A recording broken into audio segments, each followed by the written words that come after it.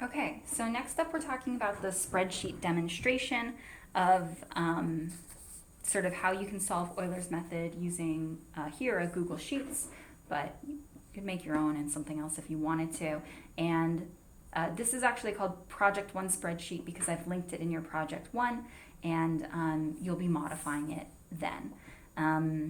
In the skeleton notes, I've got like some points that you all should be taking down, and for those of you who don't use them, I'll make sure to emphasize that when I say it.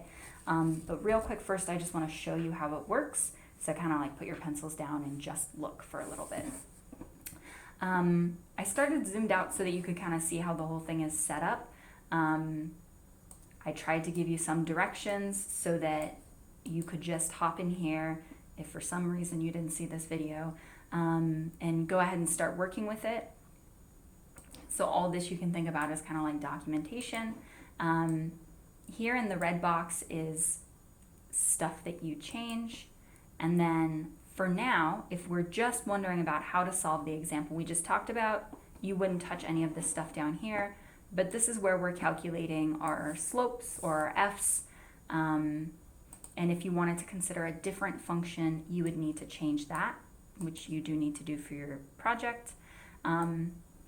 This column computes the Euler approximation. You don't need to touch that. And then here is where you put the true solution if you want to be able to calculate errors. And so again, if you considered a different problem with a different true solution, you would need to change that box. So I tried to highlight places where you type things. If it's not highlighted, don't touch that box. And then if you tab over to the figures page, it makes one figure that's your Euler approximation, one figure that's the true solution specified in that green column, and then one that shows the error in the solution. And now, so you can kind of read more closely what's happening, I'm going to zoom in a little bit. So currently it's set up to solve that logistic differential equation, Rn times k minus n. And I put in the spreadsheet the numbers from the example we just did. So R is 0.4, K is 0.5, and step size is 1. So you can see it's rounding off here, but it's getting those first like 0.1, 0.116, 0.13 and some stuff. And I guess that one I didn't feel like writing down was 0.15 and some stuff. And if you need more decimal points, there's a way to like format how numbers are shown to have more decimals. It just gets a little bit long. And so real quick, before I talk about the things that you'll need to change, I did want to talk a little bit about accuracy. So here where the step size is currently 1, and we got this solution that I think looks pretty good compared to the true solution, and you can see the error is relatively small, I think. But if we increase the step size, our thinking is that the accuracy should go down. So I'm going to crank it real high up to 10. And now we can see that our solution started acting kind of weird. So our true solution is still correct. It's a little jagged just because it's only showing the solutions every 10. But if you like laid it on top of the previous one, they are hitting the same values at those 10. But our Euler approximation is weird and wavy. And something that I'd like you to think about is when I look at this and I see those jagged things, I know that that's not right. And I want you to think about like, why do I know it's not right? I'll give you a hint. It's related to equilibria. But think about if I'm up here at 0.51, which is bigger than 0.5, and I go down, I hit 0.49, which is less than 0.5. And the fact that I've passed through 0.5 is sort of problematic for this solution. And then you can see that like even worse, if I go up to step size 15, this looks nothing like the solution I had before. So we know that something's definitely gone wrong here.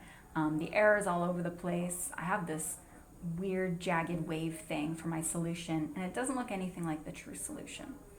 So takeaway is that yes, as I make those step sizes bigger, my approximations are getting worse. Playing around with this, I hope, can let you sort of understand how Euler's method works without having to calculate everything. So next I'm going to talk about how the spreadsheet actually works and how you can use it. And this is the part where you might want to take some notes.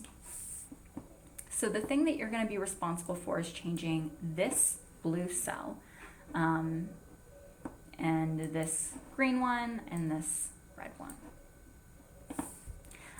And one thing that I want to note first is that I really need you to not edit this spreadsheet.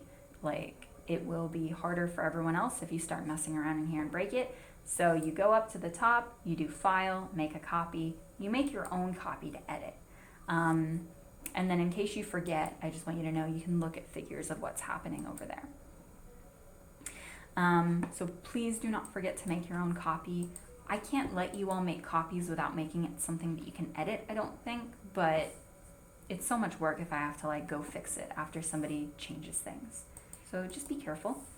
And then when you want to change like what everything's called, like maybe you do an ODE that has different parameters, you can do that here in 5, and then you can set their different values in row 6. And you just go to whatever cell and you type a thing. Like now I have a new parameter, it's called S, and its value is 10. Right now it's not being used for anything, but that's how I would add my new parameter and value. The way you actually use them is down here when you're setting F. So you're going to define F in column E. That's going to be the right-hand side of your differential equation. So for me, it's this equation, something times something times something minus something. That's my Rn times K minus N. So my R is right there. It does this nice like color-coded thing for you. So my R was F6. Then times N is going to be whatever the current value is. So this is like my Y0. Times K, it's that 0.5 in cell G6, minus N, and that's that D11. One thing I want you to note is that for some of these things, I have like a dollar sign between like letters and numbers. So a way a spreadsheet works is every cell has an address. It's a letter, column, and number row. So R is in column F, row 6. And you can click and drag equations so that it like recalculates the same thing in a bunch of different rows. But it will automatically shift everything down unless you put a dollar sign. So for things that you refer to up here, where you always want it to be the same value, you got to put a dollar sign, and that just means if you move this formula anywhere in the sheet, I still want you to look back to that spot to refer back to R.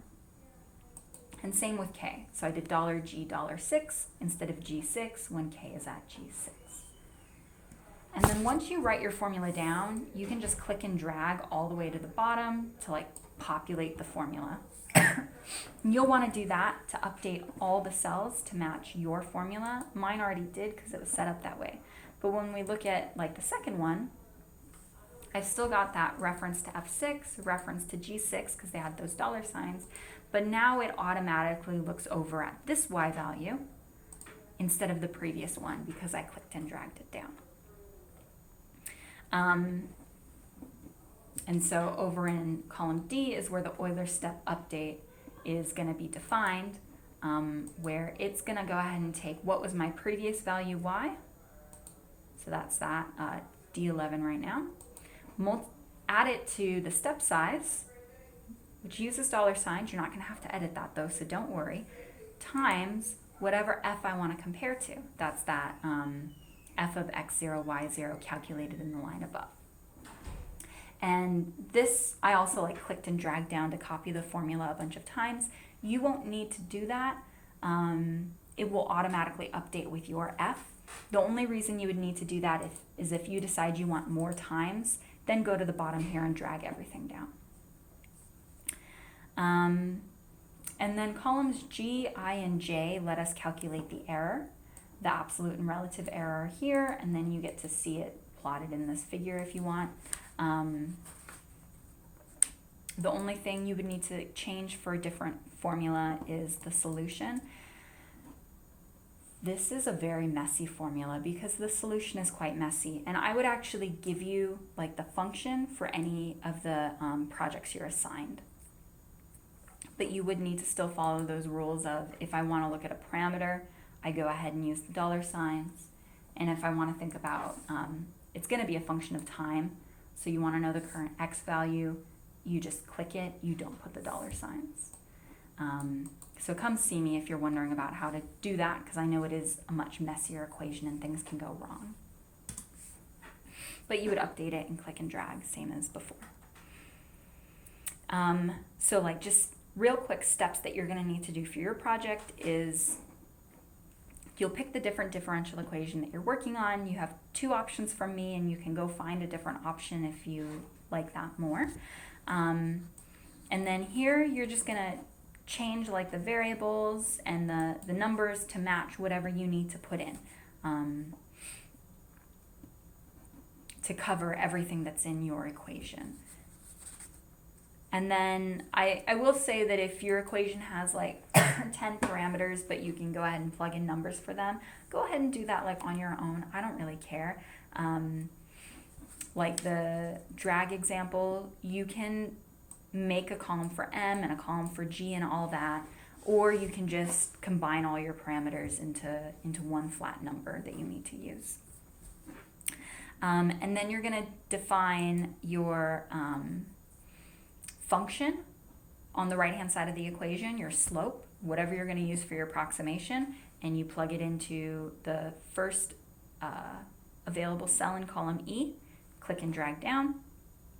That cell is E11. And then if you want to be able to compare to the true solution, it's given in your project, or you might need to Google it if you choose your own differential equation. But you're going to type that in G11, click and drag down. So that's how this spreadsheet works.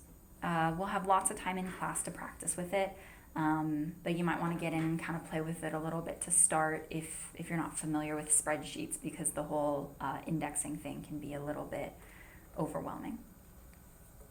But helpful, like much less overwhelming than if you had to compute Euler's method for all these steps. So it's really a useful tool.